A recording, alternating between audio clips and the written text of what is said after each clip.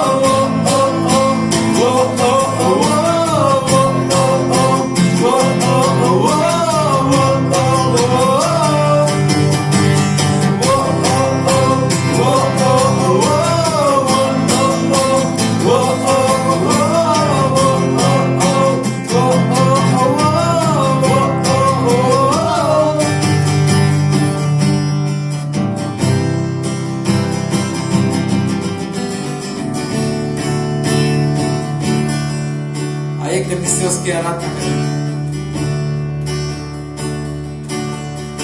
धन्यवाद तेरा, धन्यवाद परमेश्वर,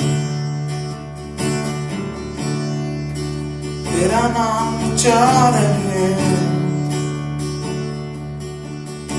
ओ धन्यवाद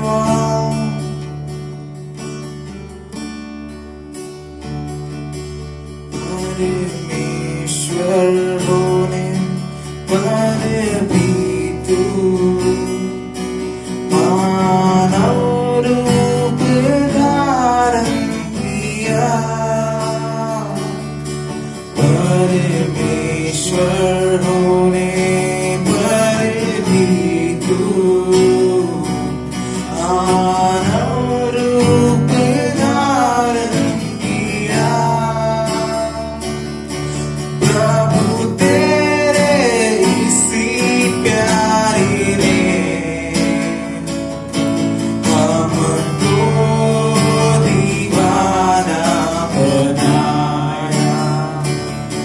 प्रभु तेरे इसी प्यारे ने हमको दीवाना बनाया। तू प्यार का सागर, सागर दया का तू है। तू प्यार का सागर, सागर दया का तू है। तेरे प्यार के सागर में हम तैरना चाहते हैं। तेरे प्यार के सागर में हम तैरना चाहते हैं। तू प्यार का सागर, सागर दया का तू है। तू प्यार का सागर,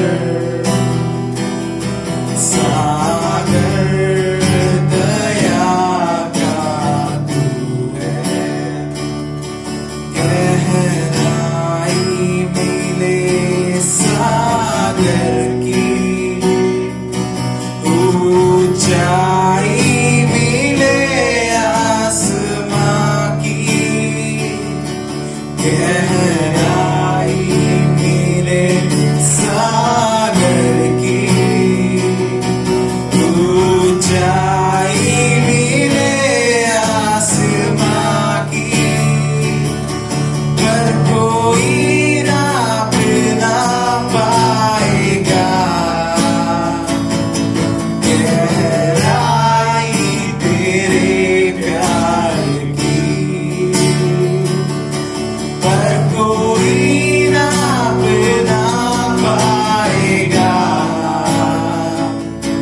गहराई तेरे प्यार की। सब कलीसिया मिलके तू प्यार का सागर,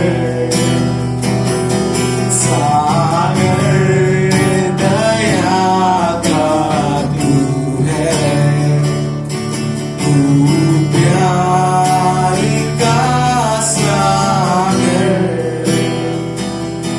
सागर दया का तू है। तू प्यार का सागर, सागर दया का तू है। सागर दया का तू है। प्रभु सागर दया का तू है।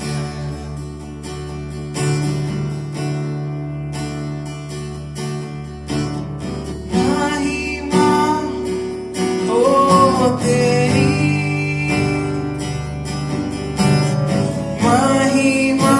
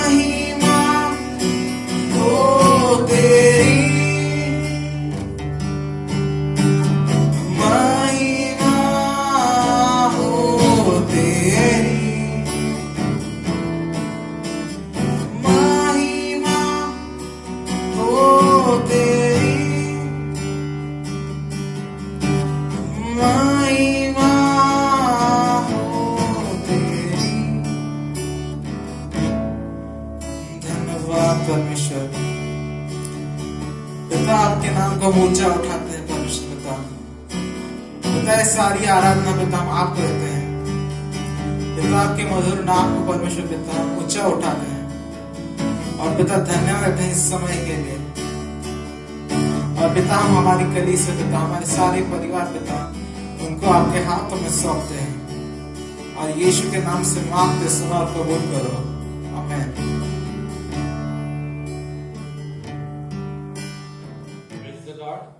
सुंदर अच्छे नए दिन के लिए प्रभु को धन्यवाद। आप सभी का स्वागत है। आइए सबसे पहले हम प्रार्थना करेंगे और इस सभा की हम शुरुआत करेंगे। प्रभु मैं आपको धन्यवाद करता हूँ।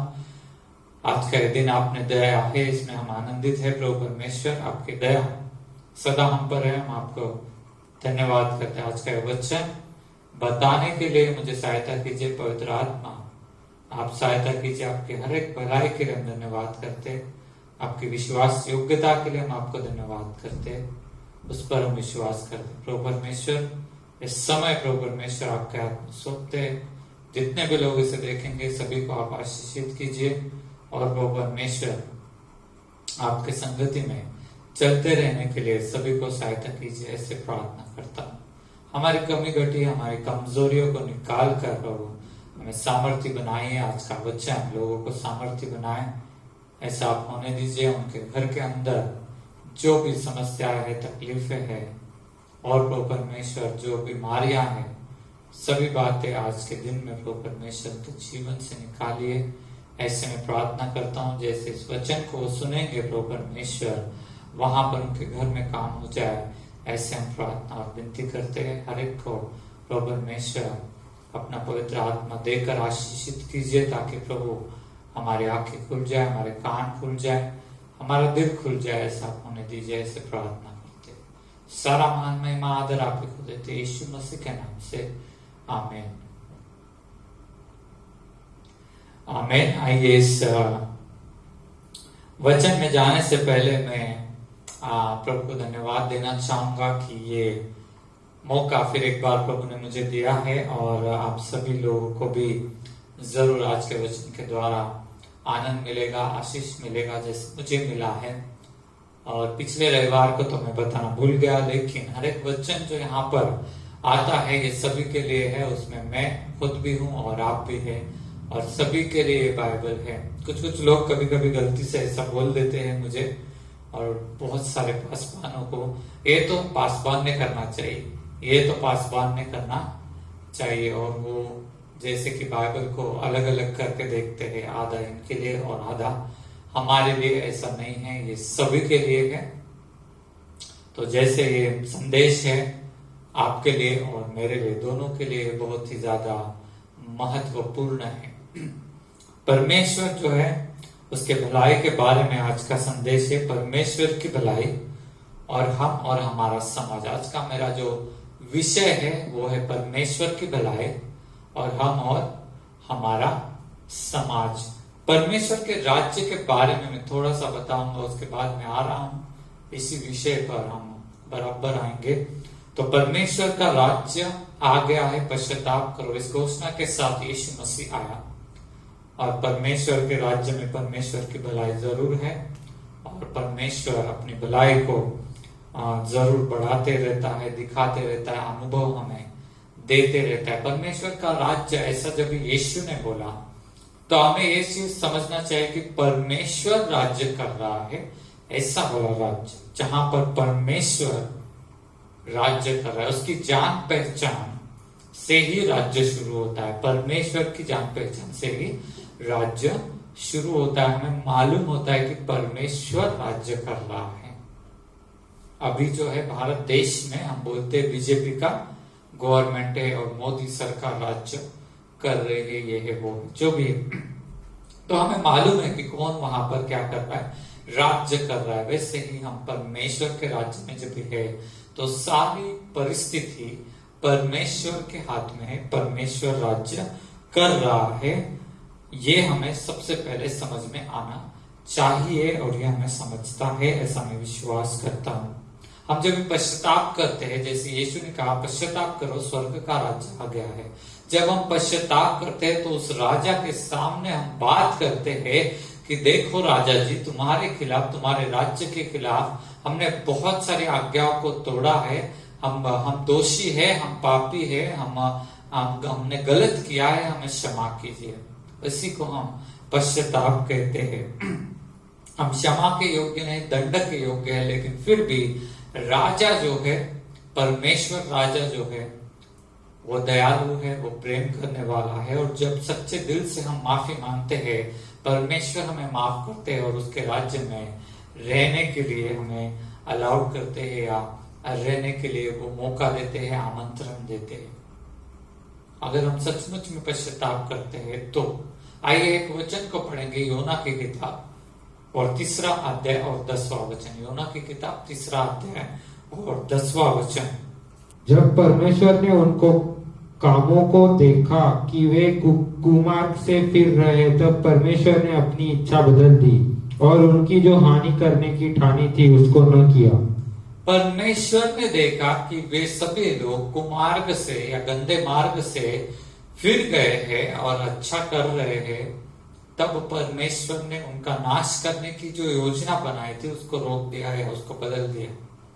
और उसी तरह से जब हम पश्चाताप करते हैं, मतलब हम जो भी गलत कर रहे हैं उसको छोड़ देते हैं और बोलते हैं कि अभी हम नहीं करेंगे परमेश्वर, और अच्छे करने के लिए हम आगे बढ़ते हैं, तब परमेश्वर हमें क्षमा करता है और हमारे ऊपर जो भी श्राप वगैरह है या हमारे ऊपर जो भी बीमारियां है वो सब निकाल देता है और हमें क्या करता है, आशीषित करता है, हमें जीवन देता है। वचन में बहुत क्लियरली ये बातें लिखी है। आप बाद में योना की किताब पढ़ लेना, आपको ये समझ में आ जाएगा कि पूरी रीति से कैसा दिया है। और परमेश्वर क्या करता है कि हमें उसके राज्य में आमंत्रित करता है जहां पाप करना अलाउड नहीं है, लेकिन भलाई करना अलाउड है। अलाउड है मतलब कर सकते हैं, उसे उसके लिए कोई सजा नहीं है भलाई करने के लिए, लेकिन हम पाप करेंगे, गलत करेंगे, परमेश्वर को वो पसंद नहीं, और वहां पर जो है वो चाहता है कि हमारे गंदे कामों को हम छोड़े और उसके राज्य में, उसके भलाई के राज्य में हम आ जाए। परमेश्वर के राज्य के बारे में जब हम सोचते हैं तो हम, जब परमेश्वर राज्य कर रहा है तो हमें ये समझ में आना चाहिए कि वो क्षमा करने वाला परमेश्वर है, और किसको क्षमा करना है ये वो खुद निर्णय लेता, किसको क्षमा करना है और किसको क्षमा नहीं करना है। आइए एक वचन हम पढ़ेंगे। और किसको दंड करना है उसका भी अधिकार परमेश्वर के हाथ में है। किसको क्षमा करना है वो भी प्रभु का अधिकार है, किसको दंडित करना है वो भी प्रभु का अधिकार है। प्रेरितों के काम 5वां अध्याय और 3 से लेकर 6 वचन। प्रेरितों के काम 5वां अध्याय 3 से लेकर 6 वचन। पतरस ने कहा, हे हनन्याह, शैतान ने तेरे मन में यह बात क्यों डाली कि तू पवित्र आत्मा से झूठ बोले और भूमि के दाम में से कुछ रख छोड़े? जब तक वह तेरे पास रही क्या तेरी न थी, और जब बिक गई तो क्या तेरे वश में न थी? तूने यह बात अपने मन में क्यों विचारी? तू मनुष्य से नहीं परंतु परमेश्वर से झूठ तू मनुष्य से नहीं लेकिन परमेश्वर से झूठ बोला। आगे ये बातें सुनते ही हनन्याह गिर पड़ा और प्राण छोड़ दिए। ये बातें सुनते ही वो गिर पड़ा और उसके प्राण वहां पर छूट गए। तो किसको दंड देना है ये परमेश्वर निर्णय लेता है, और किस पर क्षमा करना है ये भी परमेश्वर निर्णय लेता है, क्योंकि वो राज्य कर रहा है। जैसे मैंने कहा कि वो क्षमा करने वाला परमेश्वर है, उसको अधिकार है क्षमा करने का, वो करता भी है, लेकिन हमें ये भी नहीं भूलना है कि वो दंड देने वाला परमेश्वर है, वो भी उसका अधिकार है। हम उसका अधिकार उसके हाथ से छीन नहीं सकते और कोई भी नहीं छीन सकता। परमेश्वर के राज्य में हमें मालूम होना चाहिए कि परमेश्वर ही सबसे ज्यादा सामर्थ्यशाली है। अगर आप परमेश्वर के राज्य में है, ऐसा आप बोलते हैं या मैं बोलता हूं, और कोरोना से हमें डरने की जरूरत नहीं, क्योंकि कोरोना इतना सामर्थ्यशाली नहीं है। परमेश्वर के राज्य में सिर्फ परमेश्वर ही सामर्थ्यशाली है। शैतान भी सामर्थ्यशाली नहीं है। परमेश्वर के राज्य में सिर्फ परमेश्वर ही सामर्थ्यशाली है। मृत्यु भी सामर्थ्यशाली नहीं है। परमेश्वर के राज्य में सिर्फ कौन सामर्थ्यशाली है?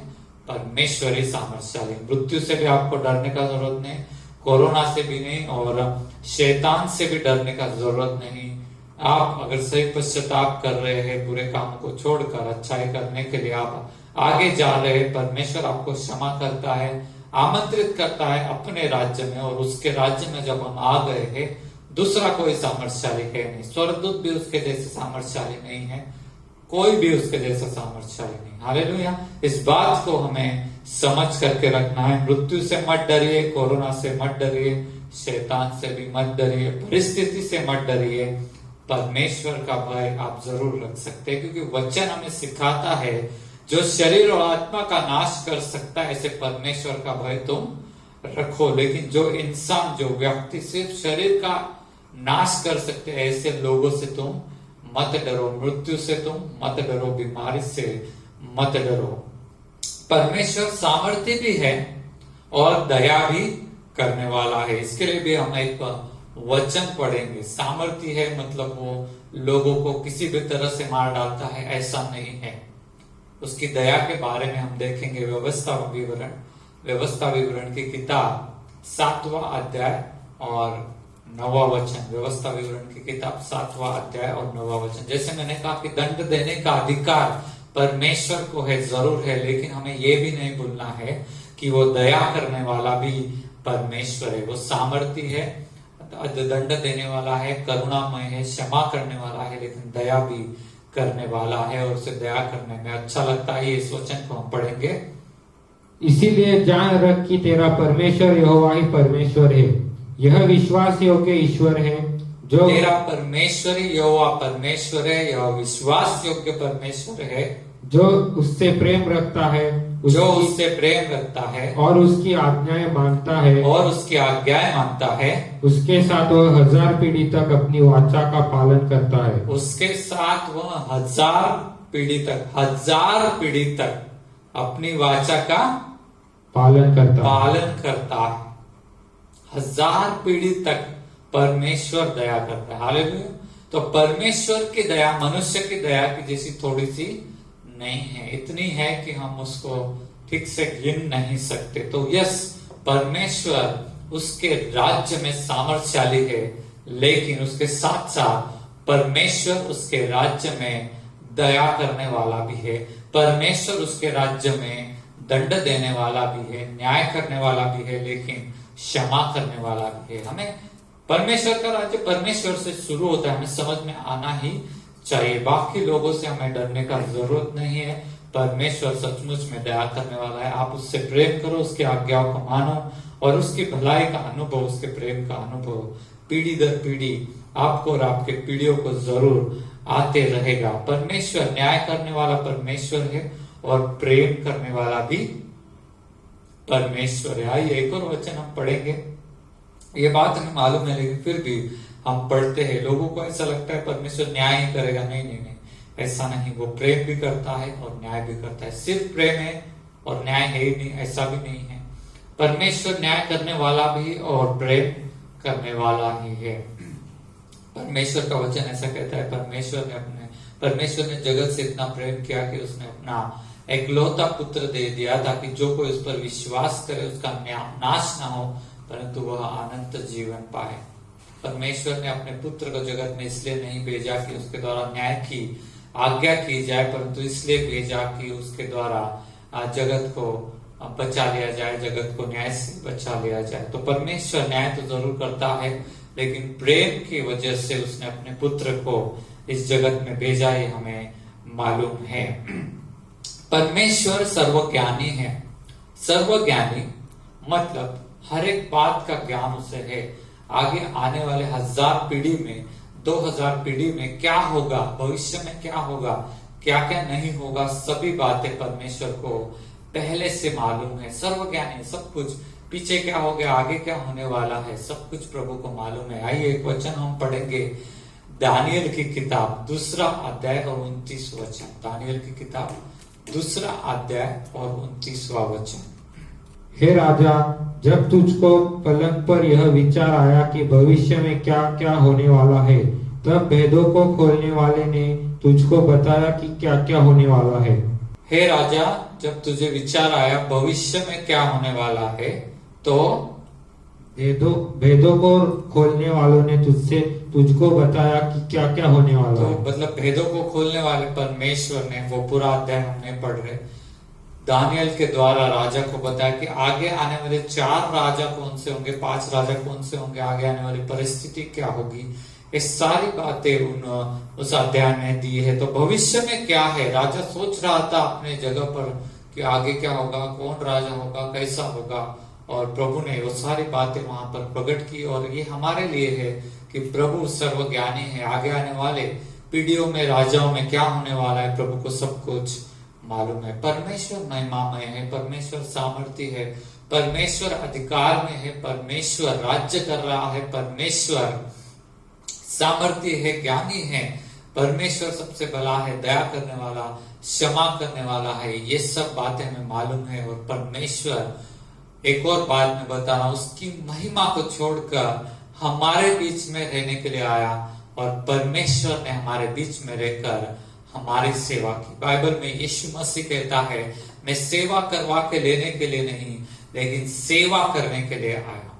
उसकी सारी महिमा छोड़कर वो यहाँ पर पृथ्वी पर आ गया और मनुष्यों में वो रहने लगा, इमैनुएल, हमारे संगति में परमेश्वर, और हमारी सेवा उसने की ताकि हम उसके संगति में अनंत काल तक रहे। हालेलुया। हमने अभी तक देखा कि परमेश्वर सामर्थ्य है, अधिकार में है, न्याय करने वाला है, प्रेम करने वाला है, सर्वज्ञानी है। लेकिन अब मैं बता रहा हूं, परमेश्वर सेवा करने वाला भी है। Hallelujah, hallelujah. परमेश्वर जो है हमारे संगति में रहने वाला परमेश्वर है। जिन पुत्र और कन्याओं को, जिन मनुष्य को परमेश्वर ने बनाया, उनको उसने पुत्र और कन्या के जैसा उनके संगति में आकर वो रहने लग गया। वो खुद आया, उसने खुद सेवा की और वो सेवक बन गया। हालेलुया। यीशु मसीह या परमेश्वर सिर्फ सामर्थ्य है, अधिकार है, दंड देने वाला है, उतना ही नहीं है। परमेश्वर सेवा करने वाले सेवक जैसा भी है। और यही बात एकदम फर्क करती है हमारे जीवन में। यीशु ने खुद आपकी सेवा विश्वास योग्य रीति से की है। हालेलुया। यीशु ने खुद आपकी सेवा विश्वास योग्य रीति से की है ताकि आप भी उसकी सेवा विश्वास योग्य रीति से करें। हालेलुया। हम कभी भी परमेश्वर का सामर्थ, अधिकार, यही सब देखते हैं, लेकिन जब उसकी सेवा हम देख रहे हैं, विश्वास योग्य रीति से सेवा की। उसे मालूम था पतरस उसको छोड़ उसको नकारेगा, उसको मालूम था, लेकिन फिर भी उसकी नाव को उसने भरा था मछलियों से, फिर भी उसकी सांस को उसने ठीक किया था जब वो बीमार थी। हालेलुया। फिर भी उसका हाथ पकड़कर उसको उस पहाड़ पर लेकर गया जहां पर महिमामय प्रकाशन पतरस को दिया गया। हालेलुया। उसे मालूम था ये आदमी मुझे छोड़कर जाएगा, लेकिन बाइबल मनुष्य के बारे में ही नहीं बोल रही, विश्वास योग्यता। यीशु मसीह किस तरह से धोखा देने वाले लोगों के साथ भी विश्वास योग्य रहा, ये बताती है। हालेलुया। और मैं आपको बताता हूं, और मेरे लिए भी, ऐसा नहीं सिर्फ आपको, कि परमेश्वर यीशु मसीह आपकी और मेरी सेवा बहुत विश्वास योग्य रीति से करता, ताकि हम लोग उसकी सेवा विश्वास योग्य रीति से करें। आमेन, आमेन, हालेलुया। दूसरी बात हमें जो सीखनी है, उसकी सेवा जो वो हमारे लिए करता है उसके द्वारा, ये है कि ताकि हम लोग विश्वास योग्य रीति से हमारे पति या पत्नी के साथ रहें। क्योंकि यीशु ने हमारी सेवा विश्वास योग्य रीति से की। हम तो छोड़कर चले गए थे। अगर हम इस्राएल का इतिहास देखेंगे, परमेश्वर को छोड़ के बहुत बार चले गए। याकूब इस नाम का अर्थ है धोखा देकर, फंसाकर लेकर जाने वाला। इस्राएल ने एग्जैक्टली ऐसा ही किया इस परमेश्वर के साथ, लेकिन परमेश्वर उनको छोड़ के नहीं गया। हालेलुया। और इसी तरह से हमें देखना है परमेश्वर हमारे साथ क्या कर रहा है, कि वो विश्वास योग्यता से रहता है। इसीलिए हमें दूसरों के साथ, पति या पत्नी के साथ, या अगर बच्चे हैं तो माँ बाप के साथ, और माँ बाप है तो बच्चों के साथ हम विश्वास योग्य रीति से सेवा कर सकते हैं। हालेलुया। तीसरी बात जो हमें सीखनी है उसकी सेवा की वजह से, वो ये है कि हम अपने लोगों के साथ और पराये लोगों के साथ भी विश्वास योग्यता से रहे। जब हम पराये थे तब परमेश्वर हमारे साथ विश्वास योग्यता से रहा। हालेलुया। जब हम दुश्मन थे तो यीशु मसीह हमारे लिए मरा, क्योंकि वो हमारे साथ विश्वास योग्य है।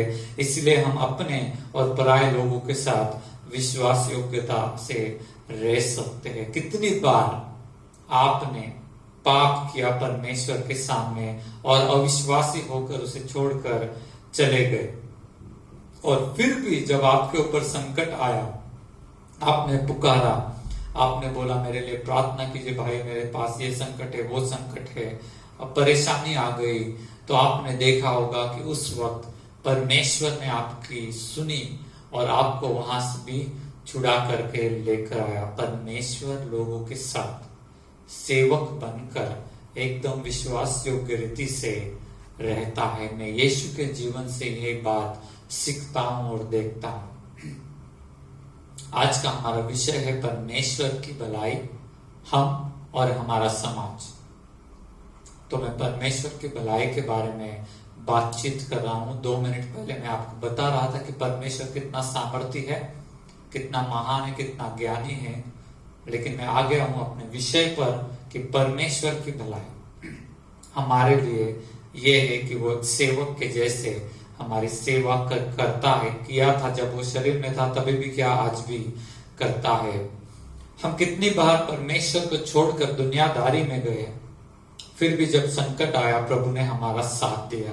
रिश्तेदार छोड़कर चले गए, दोस्त छोड़कर चले गए, या कोई भी जिसको हम नजदीकी समझते हैं, उन्होंने नहीं किया, या तो जानबूझकर नहीं किया या वो कर नहीं पाए, लेकिन परमेश्वर छोड़कर नहीं गया। हालेलुया। परमेश्वर ने हमारी मदद की, वो ताकि हम लोग समझे कि परमेश्वर साथ देने वाला परमेश्वर है। परमेश्वर छोड़कर जाने वाला परमेश्वर नहीं है। परमेश्वर विश्वास योग्यता से साथ देने वाला परमेश्वर है। यहां पर एक स्त्री आई थी जनवरी में, मुझे अभी भी याद है, हमारे 21 दिन की प्रार्थनाएं चल रही थी, और उसको 3 साल से मतलब कैंसर से वो पीड़ित थी, और उसका पति उसको छोड़कर चला गया, क्योंकि उसको कैंसर है। अभी उसको कौन संभालेगा, कौन उसका करेगा, खर्चा है, और वो किसी काम की नहीं रही, उसका सेवा करना पड़ रहा है, ये जो भी है। तो उसकी वजह से 3 साल से एक छोटी बच्ची है उसके पास, और वो आई थी यहाँ पर, और इस तरह से इस परिस्थिति में आए। कहने का मतलब ये है कि उसका पति भी उसको छोड़कर चला गया, रिश्तेदार भी साथ नहीं दे रहे, क्योंकि वो भी गरीब है, वो भी नहीं कर सकते। हम सभी ने उसके लिए प्रार्थना की, परमेश्वर ने उसको चंगाई दी, आज वो ठीक हो गई। हालेलुया। दूसरे दिन प्रार्थना की, तीसरे दिन आकर उसने बोला कि मैं अभी खाना खा सकती हूँ, गले का कैंसर था, उसको दर्द वगैरह चले गया, और 3 साल से बेचारे सिर्फ दूध पी रही थी, दूध पर ही जी रही थी। परमेश्वर ने, वो तो परमेश्वर को पहचानती भी नहीं थी। कोई तो भी लेकर आया, मुझे अभी याद नहीं, इतना मैं सब नहीं बता रहा, लेकिन मेन चीज क्या है कि परमेश्वर छोड़कर नहीं जाता, वो विश्वास योग्यता से वही रहता है। उसका पति तो उसको छोड़कर चला गया, रिश्तेदार छोड़कर चले गए, बाकी लोगों ने साथ नहीं दिया, लेकिन परमेश्वर ने उसका साथ दिया। जब वो पराई थी, वो पहचानती भी नहीं थी कौन है यीशु, कौन है परमेश्वर, कुछ नहीं मालूम उसको, लेकिन परमेश्वर ने साथ दिया। विश्वास योग्यता, आप सीख जाए, आप समझ जाए कि आप असफल हो या सफल हो, आप कमजोर हो या ताकतवर हो, परमेश्वर आपके साथ विश्वास योग्य रीति से बना रहता है। हालेलुया। अब ये कमजोर हो गई तो उसका पति छोड़कर चला गया, असफल हो गई उसको साथ देने में तो वो छोड़कर चला गया, लेकिन परमेश्वर वैसा नहीं है। जीवन की असफलताओं में परमेश्वर बना रहता है। असफलताएं हमें मार नहीं सकती, क्योंकि परमेश्वर हमारे साथ है। Hallelujah, hallelujah. जब हम सफल होते हैं सभी लोग हमारे साथ अच्छे से व्यवहार करते हैं, लेकिन एक भी गलती हो गई, किधर तो भी हम असफल हो गए तो लोग हमें छोड़कर जाते हैं। लेकिन हम समझ जाना चाहिए कि परमेश्वर हमारा ऐसा परमेश्वर नहीं है। वो साथ देने वाला और विश्वास योग्य परमेश्वर है, जिस पर हम पूरा पूरा भरोसा कर सकते हैं। मैं परमेश्वर की भलाई के बारे में बात कर रहा हूं। यीशु ने आपको इस हद तक संभाला है कि आपको किसी भी चीज की अभी कमी नहीं रही।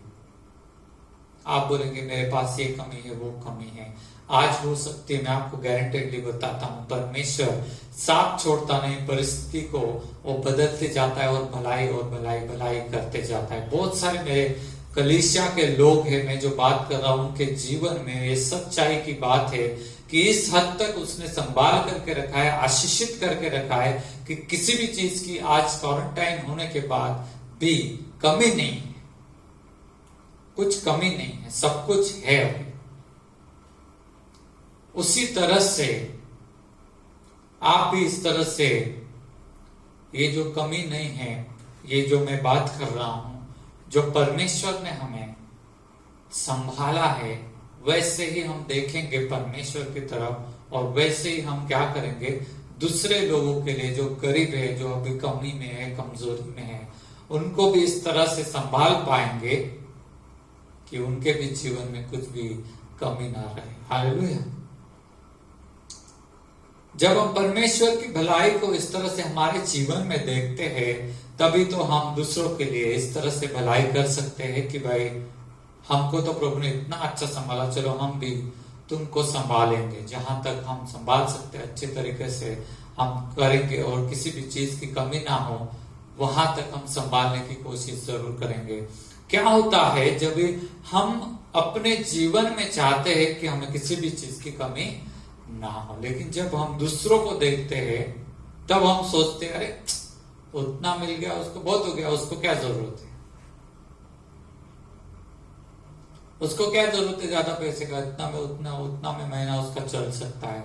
लेकिन यही बात अगर परमेश्वर ने आपके जीवन के लिए बोली होती, चलो इतना में इसका भी चलेगा, काय के लिए इसका पगार बढ़ाने का, काय के लिए उसको अलग अलग चीजों से आशीषित करने का, ऐसा अगर परमेश्वर ने बोला होता तो आप भी उसी परिस्थिति में शायद सालों साल रह जाते। लेकिन परमेश्वर ने हमें संभाला और अच्छा ऐसा मतलब वहां तक लेकर आया जहां तक हमें किसी चीज की कमी ना। हालेलुया। तो इसी तरह से हमें भी क्या करना है, जब हम लोगों को देखते हैं, हमें ये नहीं बोलना है कि अरे इतना दे दिया बस हो गया, नहीं अभी क्या के लिए देने का। हमको भी हमारे तरफ से जो कर सकते हैं उनको इस स्थिति में लाने की कोशिश करने की कि उनको भी किसी चीज की कमी ना रह जाए। हालेलुया। जो परमेश्वर ने हमारे लिए किया, क्योंकि हमारे द्वारा परमेश्वर की भलाई दूसरों के पास जाएगी।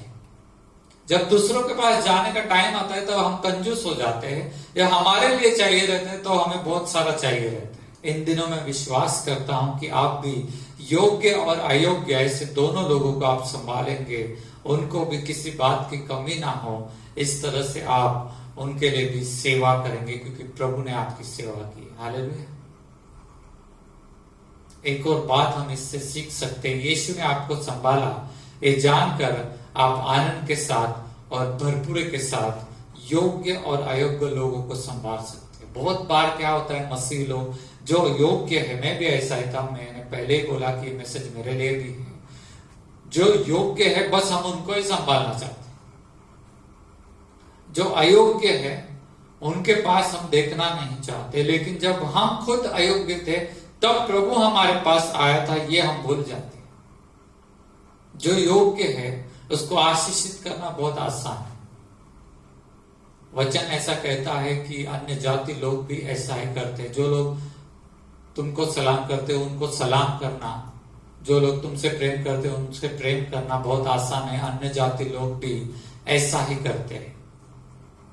लेकिन इन दिनों में जब हम परमेश्वर की भलाई को देखते हैं, जब हम अयोग्य ही थे, वचन ऐसा कहता है जब हम पापी ही थे तो मसीहा हमारे लिए मरा।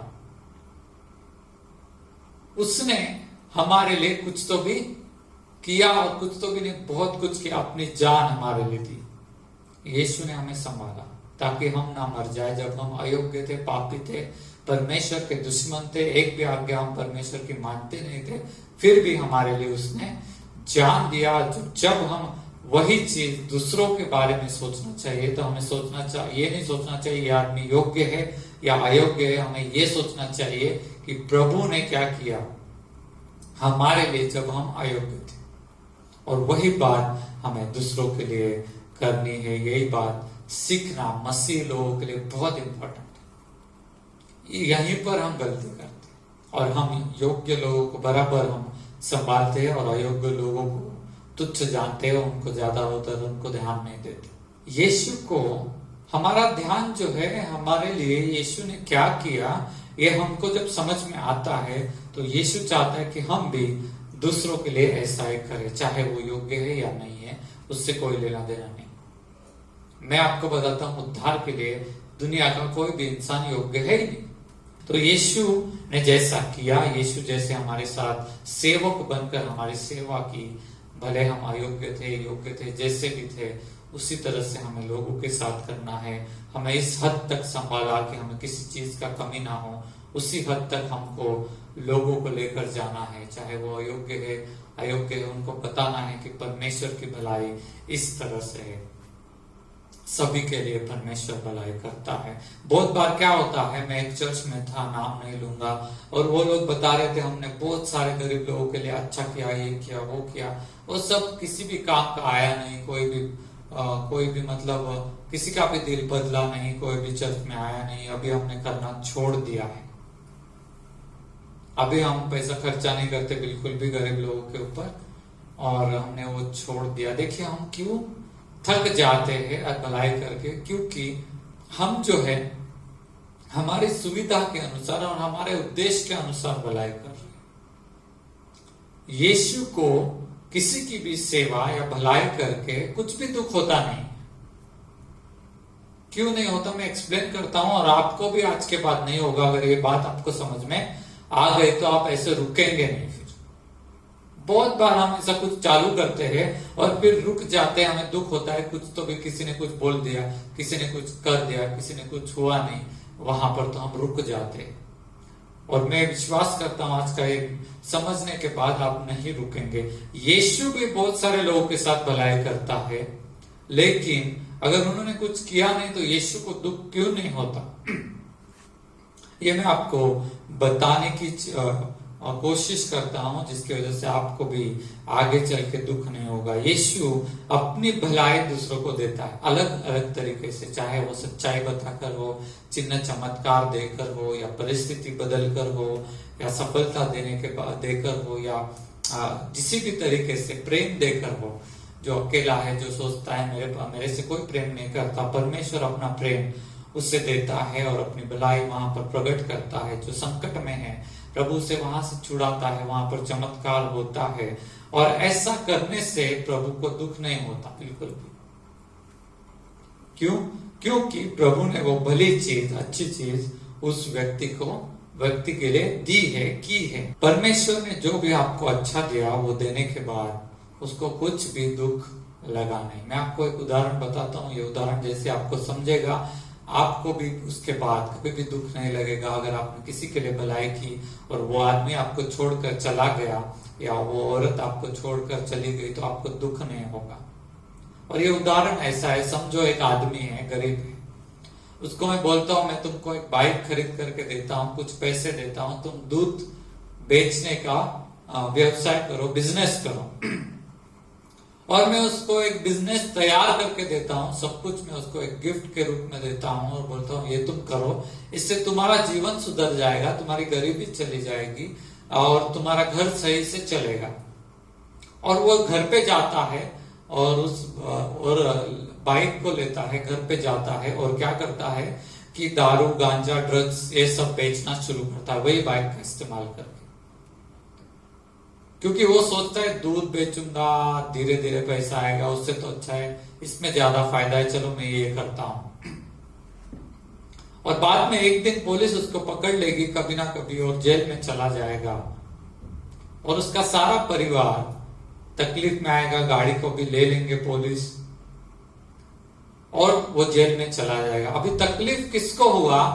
उस आदमी को जिसको गिफ्ट मिला था कुछ तो भी अच्छा करने के लिए, लेकिन वो गिफ्ट का इस्तेमाल उसने गलत तरीके से किया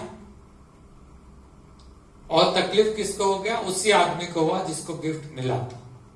मुझे कुछ तकलीफ हुआ क्या? मैंने गाड़ी दी, मैंने कुछ किया उसके लिए, मुझे कुछ भी तकलीफ नहीं हुआ। मुझे वहां पर पुलिस के सामने नहीं जाना पड़ा या मुझे कुछ भी तकलीफ नहीं हुआ।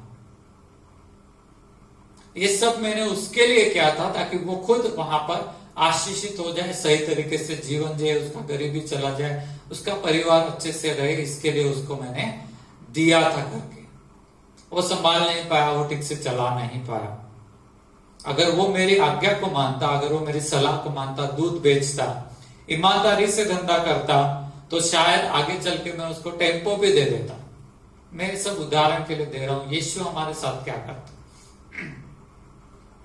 लेकिन सब कुछ उल्टा हो गया क्योंकि उसने उस बाइक का इस्तेमाल सही तरीके से नहीं किया। वो फायदे के पीछे उसने सारा गलत रास्ता अपनाया और नुकसान किसका हुआ? उसी का हुआ।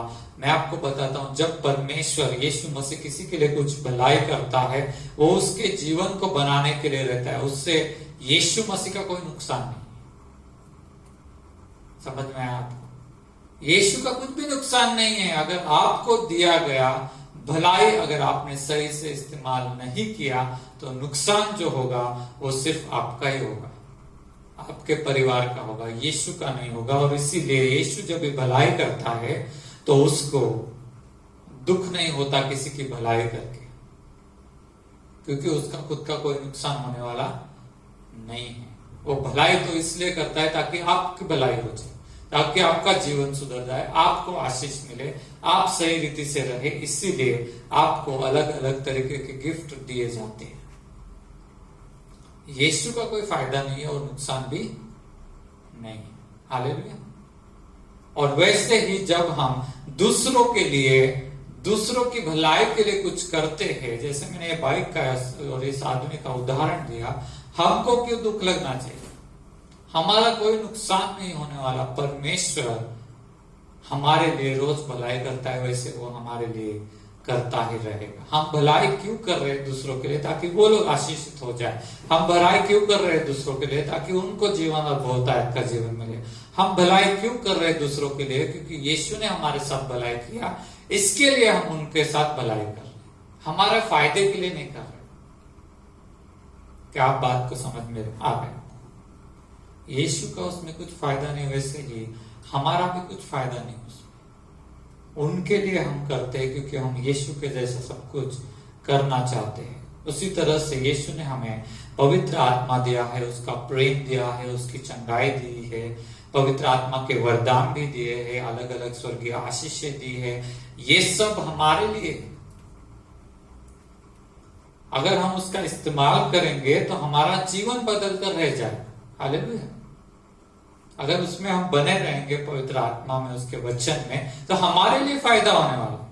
प्रभु का कोई नुकसान या फायदा नहीं। इसीलिए परमेश्वर जब भलाई करता है उसको दुख नहीं होता किसी को गिफ्ट दे के, वरदान दे, कुछ भी दुख होता नहीं। अगर उसने इस्तेमाल किया तो भी प्रभु को कोई दुख नहीं है। अगर उसने इस्तेमाल ही नहीं किया तभी भी प्रभु को कुछ दुख नहीं है। अगर उसने गलत इस्तेमाल किया गिफ्ट्स का, वरदानों का या आशीषों का, तभी भी प्रभु को दुख नहीं है, क्योंकि प्रभु का कोई नुकसान नहीं हो रहा। अगर उसने गलत इस्तेमाल किया तो उसी को कीमत देना है। प्रभु को कुछ तकलीफ नहीं। जो तकलीफ है वो हमें होने वाली है जो इस्तेमाल करता है। अगर हमने उसके नाम का गलत इस्तेमाल किया, उसके आशीषों का गलत इस्तेमाल किया, जैसे मैंने यहाँ पर उदाहरण दिया कि उसने जाकर गांजा बेचा, दारू बेचा, ड्रग्स बेचा, वो पकड़ा गया। कभी ना कभी आप पकड़े जाओगे और वहां पर नुकसान जो है वो आपका ही होगा।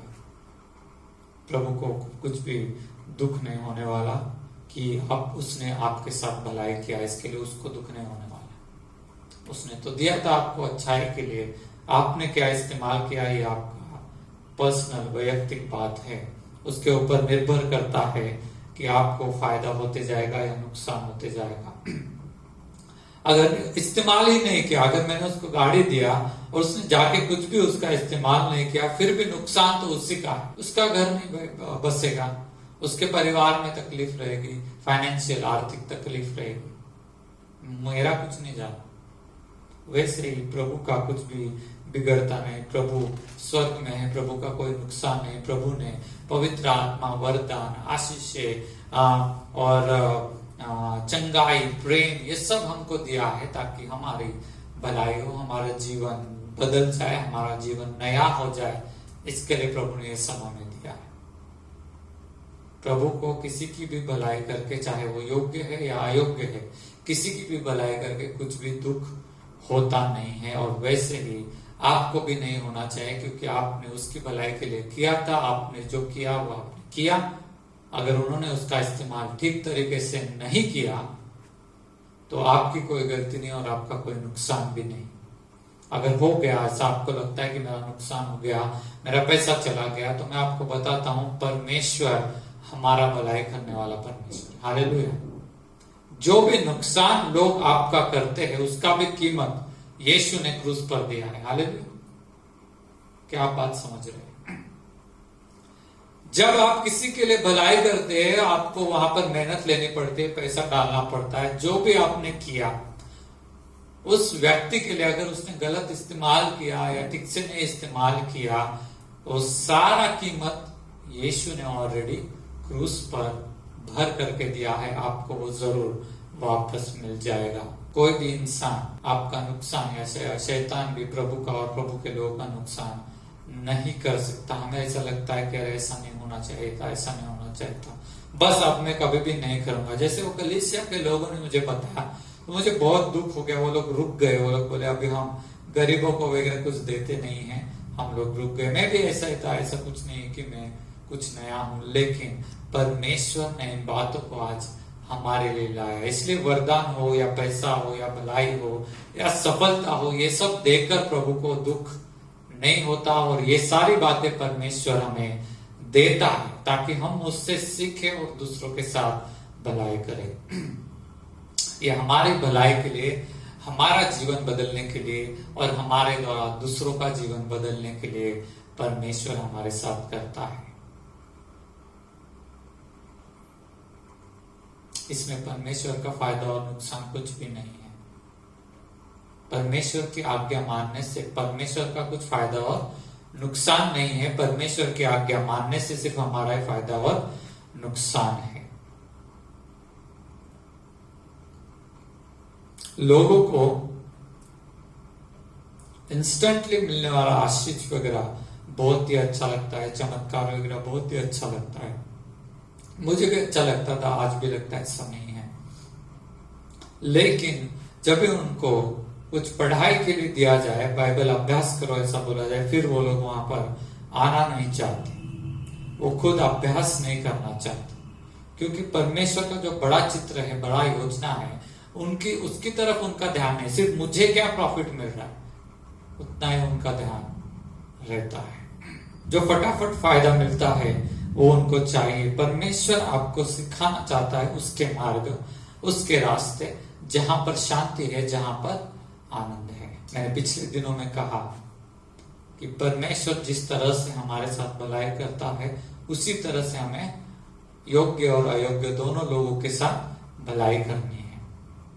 अगर आप ऐसा करेंगे तो आपके जीवन में ऑटोमेटिकली शांति बनी रहेगी, आपके परिवार के अंदर शांति बनी रहेगी, आपके परिवार के अंदर आनंद बना रहेगा।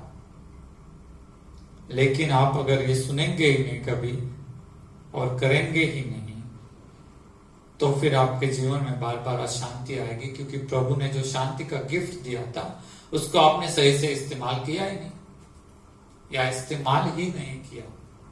परमेश्वर ने आपको जो भलाई का गिफ्ट दिया था, उस भलाई को आपने खुद के लिए इस्तेमाल किया और बाद में कुछ किया ही नहीं। और इसी की वजह से लोग अशांति में रहते हैं, दुख में रहते हो, फिर बार बार आते हैं, हमारे लिए प्रार्थना करो, अशांति है घर में, हमारे लिए प्रार्थना करो, दुख है घर में, ये ऐसा करता है, वो ऐसा करता है, ये है, वो है, वो है। परमेश्वर आपके साथ जो करता है वही जब आप दूसरों के साथ करना शुरू करेंगे, आपके घर के अंदर शांति ऐसे ही आ जाएगी। हालेलुया।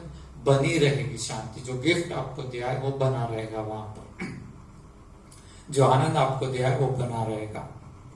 परमेश्वर हमारे साथ भलाई करता है ताकि हम सीखें कि दूसरों के साथ कैसे भलाई की जाए। परमेश्वर हमें आशीषित करता है ताकि हम सीखें कि हम दूसरों को कैसे आशीषित करें। अगर आप सीखेंगे नहीं ये सब बातें बाइबल स्टडी में आके, तो आपको कुछ भी समझ में नहीं आएगा और आप दूसरों को नहीं सिखा पाओगे, और फिर परमेश्वर आपको उस एरिया में इस्तेमाल नहीं कर पाएगा। हमारा उद्देश्य कैसा रहता है? जैसे मैंने बोला, थोड़ा ही रहता है। हमको हमारा चंगाई, हमारा आशीष, हमारा छुटकारा, हमारा सफलता, हमारा पैसा मिल गया, हम खुश, मैटर क्लोज। लेकिन परमेश्वर की बड़ी योजना हम देखते नहीं, हम समझना नहीं चाहते, लेना नहीं चाहते, उस पर चलना नहीं चाहते। परमेश्वर की योजना है सभी लोगों को उद्धार मिले। परमेश्वर की योजना है सभी लोग आशीषित हो जाए। परमेश्वर की योजना है सभी को भलाई मिले उसकी, ताकि उनका भी दिल बदले। हालेलुया। हमारी योजना सिर्फ हमारे लिए रहती है। परमेश्वर ने हमें स्वर्ग के सारे आशीष देकर आशीषित किया है। इफिसियों की किताब 1 अध्याय और 3 वचन हमें मालूम है, लेकिन हम नहीं पढ़ेंगे, लेकिन बता रहा हूं मैं। परमेश्वर ने स्वर्ग के सारे आशीष देकर हमें आशीषित किया। वचन हमें बताता है। अभी उस आशीषों का हम क्या करेंगे? जब हम उन आशीषों का इस्तेमाल करेंगे तब दूसरे लोग भी आशीषित होंगे। अभी तक मैंने बातचीत किया यीशु मसीह की भलाई के बारे में। मैंने बातचीत किया यीशु को क्यों दुख नहीं होता दूसरों की भलाई करके, और आपको क्यों नहीं होना चाहिए दूसरों की भलाई करके आशीष, दुख क्यों नहीं होना चाहिए, ये मैं आपसे बातचीत किया। अब मैं आ गया हूं परमेश्वर की भलाई और हम और हमारा समाज, इसमें हम और हमारा समाज, इसमें आ गया हूं। तो जब परमेश्वर ने स्वर्ग की सारी आशीषें हमें दी है, तो हम उन आशीषों को लेकर उसका इस्तेमाल कैसे करेंगे? जब हम उन आशीषों को लेकर उसका इस्तेमाल दूसरों के लिए करेंगे, तब दूसरे लोग भी आशीषित होंगे। चाहे वो उन आशीषों के लिए योग्य है या नहीं है, उसका कोई लेना देना नहीं, सभी के लिए आशीष है। प्रभु ऐसा ही करता है। जब लोग आशीषित होंगे तभी तो वो कुछ अच्छा करने के बारे में सोचेंगे। मैंने एक बार एक एडवर्टाइजमेंट में देखा है, मुझे ऐसा लगता है यूट्यूब में कोई कुछ मार्केटिंग का कुछ सिखा रहा था, और जो भी है मैं आपको उदाहरण बता रहा हूं। तो एक संस्था है जिसको लोगों से डोनेशन चाहिए, लेकिन वो डोनेशन नहीं मांगेंगे एयरपोर्ट पे। मुझे ये उदाहरण मिला था तो मैं उदाहरण दे रहा हूँ। एयरपोर्ट पे खड़े रहेंगे, एयरपोर्ट पे क्या करेंगे वो लोग? चॉकलेट लेकर खड़े रहेंगे, और जो भी आएगा उसको बोलेंगे फ्री चॉकलेट है।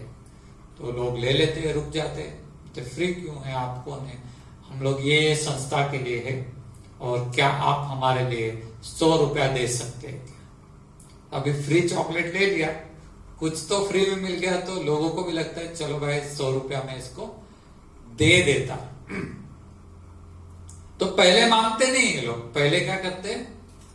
देते, और फिर क्या करते हैं? जितना दिया 1 रुपए का चॉकलेट या 2 रुपए का, उससे ज्यादा वो लोग मांग के ले लेते हैं। तो उनका प्रॉफिट कैसे होगा? ये मार्केटिंग का एक स्ट्रेटजी था, मैंने कभी देखा था।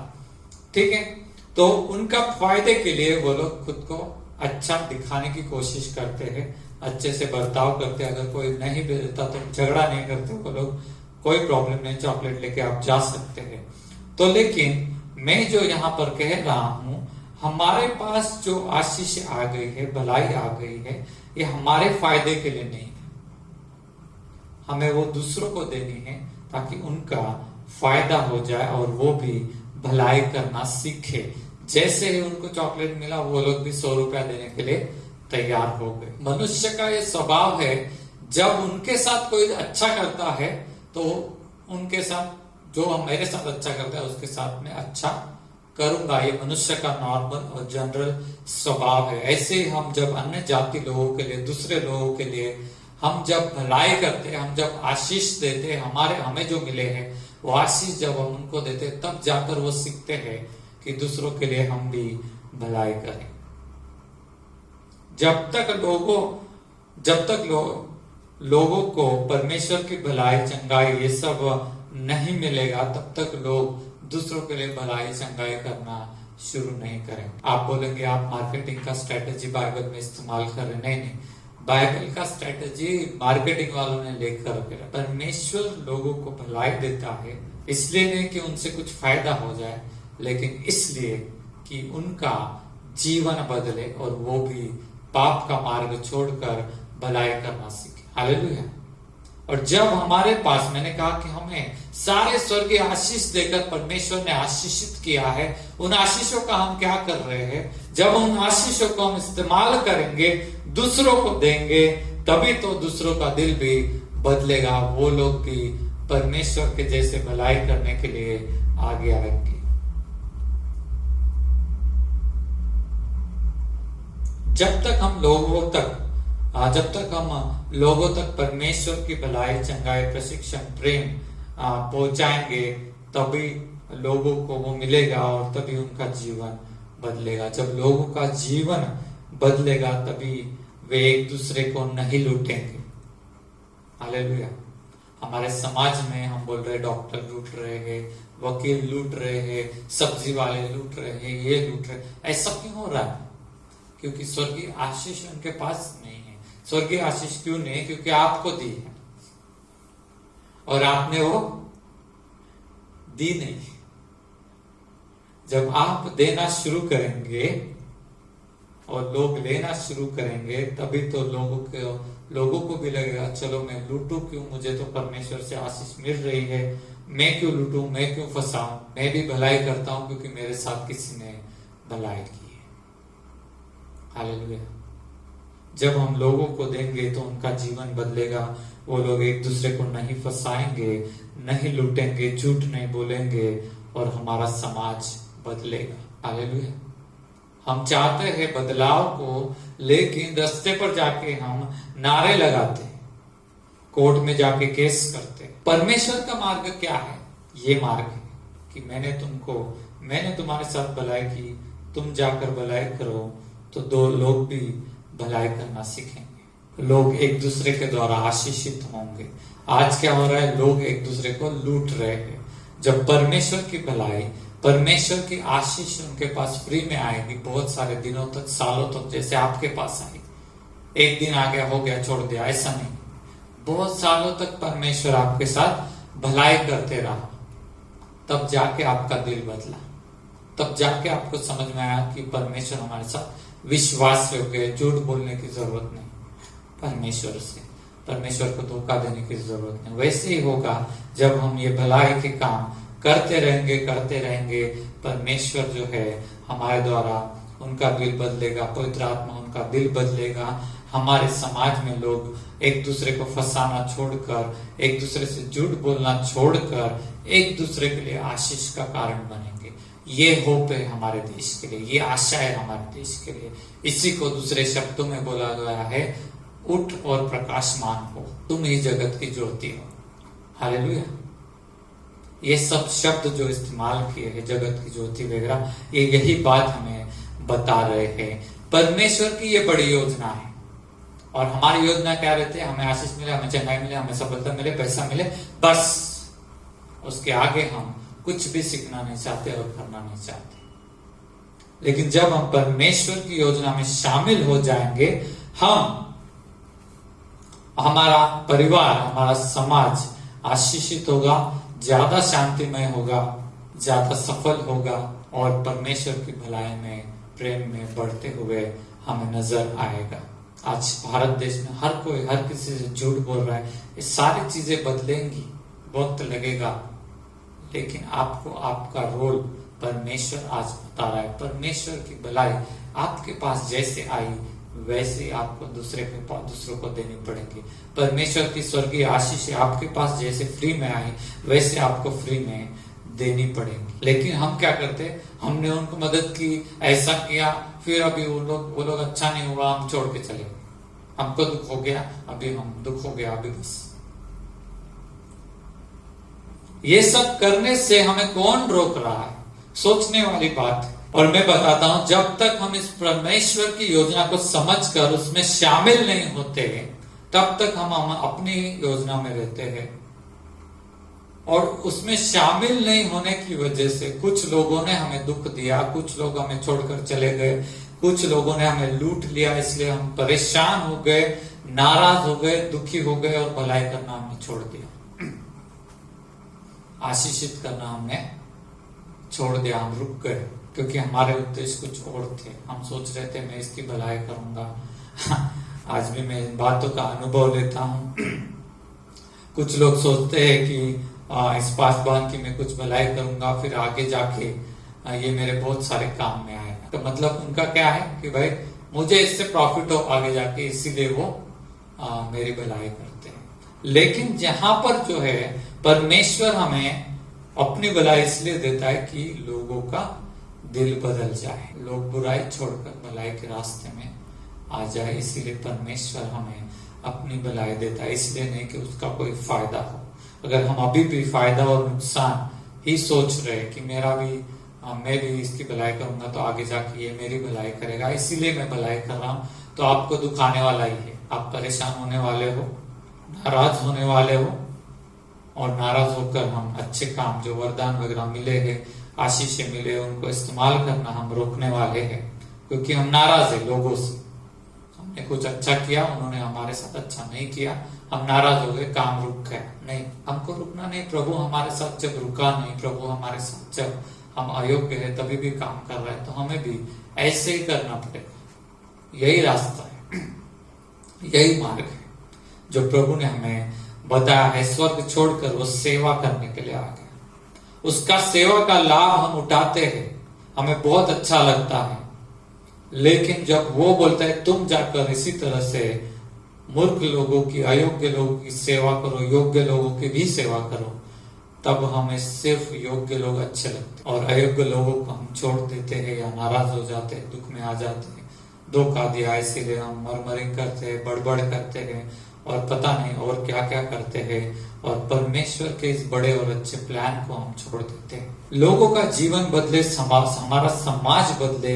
अगर आप ऐसा चाहते हैं तो आपको जो स्वर्गीय आशीषें दी है, इफिसियों की किताब 1 अध्याय 3 वचन से लेके आके जो इतनी सारी आशीषें दी है, उन आशीषों का हमें इस्तेमाल करना है। हमें नहीं देखना कौन अच्छा है, कौन बुरा है, कौन बड़ा है, कौन छोटा है, कौन गरीब है, कौन अमीर है, ये कुछ भी नहीं देखने का है। कौन हमारे फायदे का है, कौन हमारे फायदे का नहीं है, ये नहीं देखने का। अगर हम चाहते हैं हमारी खुद की भलाई और हमारे समाज की भलाई, हम चाहते हैं कि हम लोगों का जीवन बदले, तो हमें ये सब नहीं देखना है। किसका बैकग्राउंड क्या है, कौन क्या भाषा बोलता है, और किसका कास्ट क्या है, ये सब आप देखोगे तो आप परमेश्वर के राज्य में कुछ नहीं कर पाओगे। परमेश्वर की भलाई सिर्फ आप खुद के लिए इस्तेमाल कर रहे हो, बस उसके आगे उसका कोई उपयोग नहीं। पिछले दिनों में भी शायद मैंने यही बात बोली, आज थोड़ा और गहराई से हम गए। परमेश्वर की भलाई, हम और हमारा समाज, हम कैसे बदलेंगे, हमारा समाज कैसे बदलेगा। परमेश्वर की भलाई जो हमारे पास आई है, उसका हमें कंटिन्यूअसली इस्तेमाल करना है। तो आज क्या क्या हमने देखा, परमेश्वर सर्वशक्तिमान है, महिमामय है, फिर भी वो सेवक बन के आ गया, हमारी सेवा करे, हमारी सेवा की कर रहा है ताकि हम दूसरों की सेवा करें। परमेश्वर भलाई करके, वरदान देकर कभी भी दुखी नहीं होता, वैसे हमें भी दुखी नहीं होना है, क्योंकि उसने वो सब कुछ हमारी भलाई के लिए दिया था। किसी की भलाई के लिए हम कुछ देते हैं, वो उसका इस्तेमाल सही से करे या ना करे, हमें दुखी नहीं होना है, क्योंकि हमने अपना काम किया है और वो विश्वास करना है कि आगे आने वाले दिनों में वो भी सुधर जाएगा। तीसरी बात जो हमने सीखी, हमने दी हुई भलाई का इस्तेमाल अच्छी तरह से नहीं किया तो हमारा कोई नुकसान नहीं है और परमेश्वर का भी कोई नुकसान नहीं है। और चौथी बात, उसकी भलाई के वरदान जब हम योग्य और अयोग्य लोगों को, समाज के सभी लोगों को देंगे, तभी तो समाज में बदलाव आएगा और आप शांति से और ईमानदारी से जीवन जी पाएंगे। हमें शांति चाहिए, हमें लगता है हम ईमानदारी से काम करें, हमें लगता है कि हम व्यवस्थित रहे, सब कुछ लगता है, लेकिन हम ये भूल जाते हैं कि परमेश्वर ने हमारे लिए क्या किया और हमारा काम यहाँ पर क्या करने के लिए दिया है। जैसा परमेश्वर ने हमसे प्रेम किया, वैसा हम दूसरों से कर सकते हैं।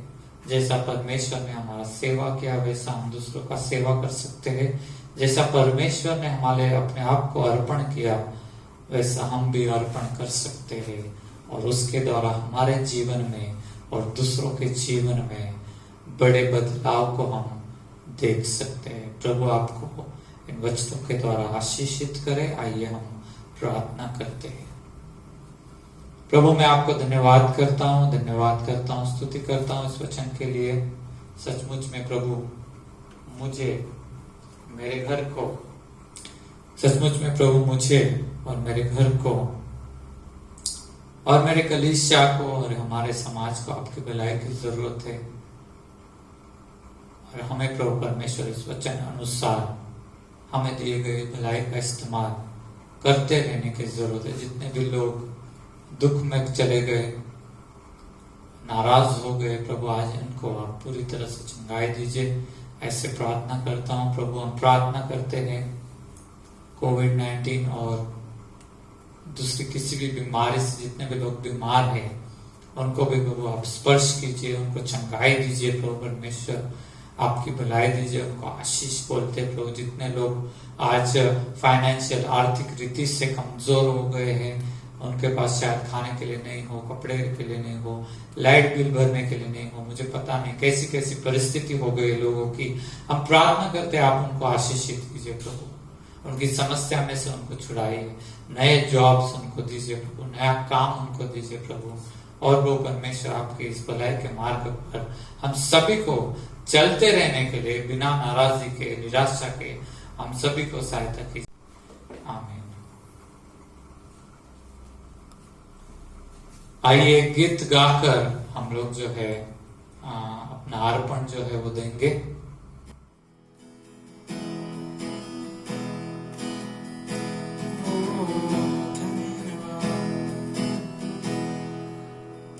अनोखा प्यार है तेरा, करूंगा स्तुति तेरी मैं सर्वदा। अनोखा प्यार है तेरा, करूंगा स्तुति तेरी मैं सर्वदा। अनोखा प्यार है तेरा, करूंगा स्तुति तेरी मैं सर्वदा। अनोखा प्यार है तेरा, करूंगा स्तुति तेरी मैं सर्वदा। शून्य से लेकर तूने मुझे रच लिया अपने ही रूप में, प्रेम किया है अनंत प्रेम से, दिया पुत्र मेरे मुक्ति के लिए। शून्य से लेके तूने मुझे रच लिया अपने ही रूप में, प्रेम किया है अनंत प्रेम से, दिया पुत्र मेरे मुक्ति के लिए। अनोखा प्यार है तेरा, करूंगा स्तुति तेरी मैं सर्वदा। अनोखा प्यार है तेरा, करूंगा स्तुति तेरी मैं सर्वदा। करूंगा स्तुति तेरी मैं सर्वदा, करूंगा स्तुति तेरी मैं सर्वदा।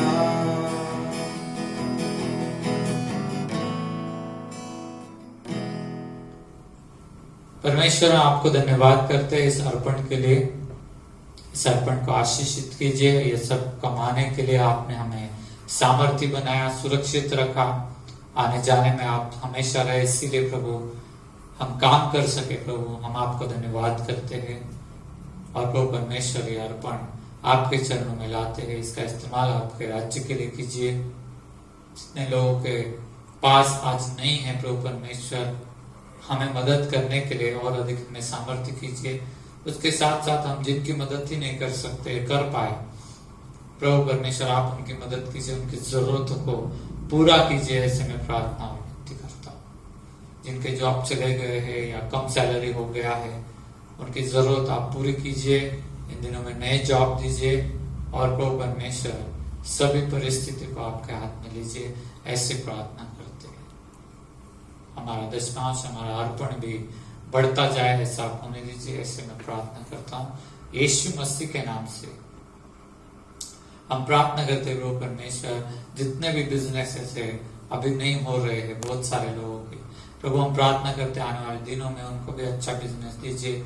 जितना भी लॉस हो गया है दिनों में वो सब भर के निकले, और प्रभु परमेश्वर उनका भी जो लॉस है सब निकल जाए, और प्रभु परमेश्वर वहां पर भी आशीष हो जाए, ऐसा आप होने दीजिए, ऐसे मैं प्रार्थना करता हूँ। जिनका टारगेट रह गया है बिजनेस में करने का, वो भी टारगेट्स वगैरह पूरे हो जाए प्रभु, ऐसे मैं प्रार्थना करता हूँ। सारा मान महिमा गौरव हम आप ही को देते यीशु के नाम से, आमीन। आइए प्रभु ने सिखाई हुई प्रार्थना करेंगे। हे हमारे पिता, तू जो स्वर्ग में है, तेरा नाम पवित्र माना जाए, तेरा राज्य है, तेरी इच्छा जैसे स्वर्ग में पूरी होती है वैसे पृथ्वी पर भी हो।